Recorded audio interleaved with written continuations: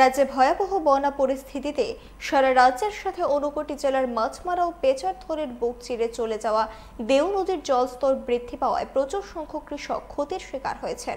পেচারথল ব্লকের মাছমারা ও পেচারথল সেক্টর সহ কৃষি প্রধান এলাকার কৃষকদের সমস্যা নিয়ে কংগ্রেসের তরফে ডেপুটেশন প্রদান করা হয়। মোট 8 দফা দাবির ভিত্তিতে পেচারথল ব্লক আধিকারিক সাগর দেববর্মার হাতে দাবি সনদ তুলে দেন কংগ্রেস নেতারা।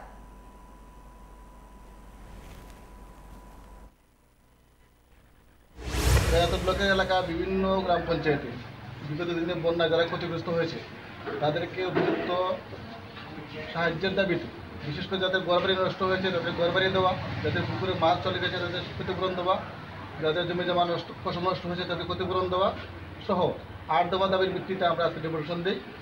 ডেপুটেশনে আমাদের বিডিও সাহেব আমাদেরকে যথেষ্ট সহানুভূতির সহিত বিবেচনা করার প্রতিশ্রুতি দিয়েছে এবং আশ্বাস দিয়েছে